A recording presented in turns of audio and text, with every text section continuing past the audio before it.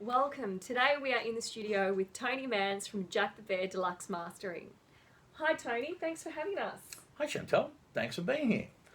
Now, you've been in the music industry for 35 years, is that right? Well, yeah, I started as a young kid, bumming around studios, but I've been mastering as an independent now since 1991, and I've been in this building now for just clocked out our 10th anniversary last month.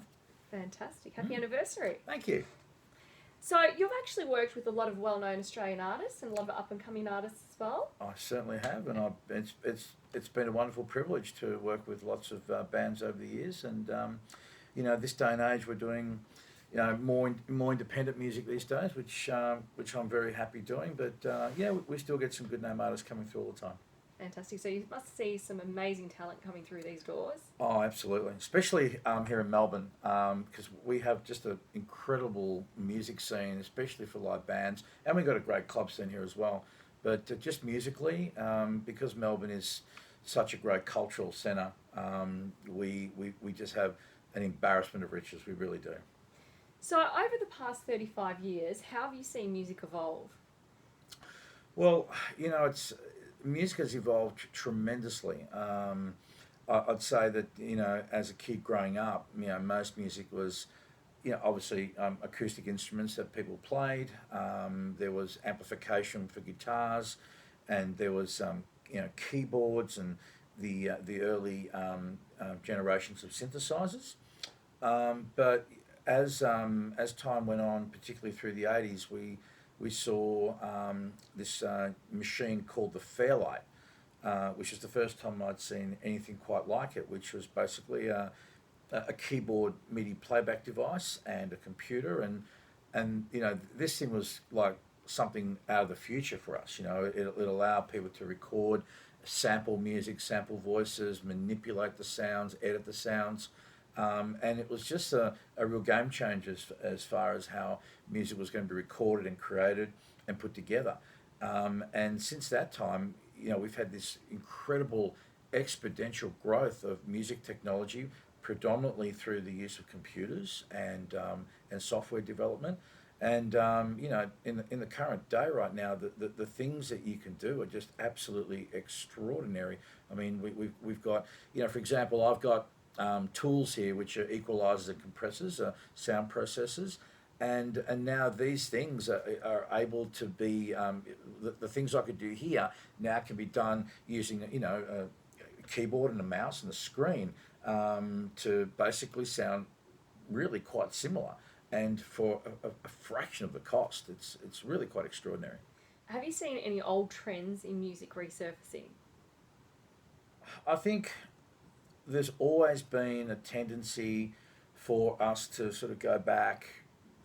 They say there's roughly about a 20-year cycle. I mean, there were, for quite a period of time, we saw retro, the 80s being something that was very predominant, and now we're seeing the 90s slowly starting to come back in. I think we're seeing a renaissance of that, particularly with rock bands, and it's no surprise because kids, kids now who are in their formative years and are really, really getting into music and who are engaged in music in a very big way, looking back now to their parents' record collections who had, who have these collections, and so they're rediscovering all this old stuff, but it's now being brought back in, with a new flavour and something to fit in with the current times, but the influence is still there. So so who knows what's going to happen 20 years from now?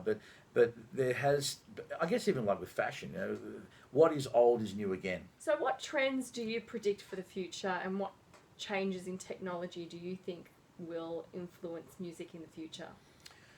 Well, computers are still going to be at the forefront of.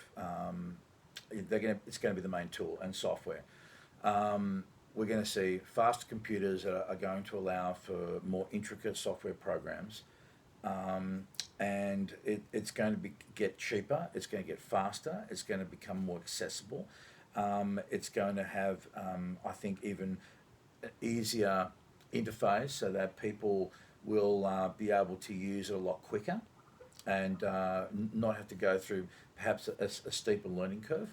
I mean, the futurists are talking about even, computer chips and stuff being embedded into people's brains. But I think for mine, virtual reality is what I'm really excited about.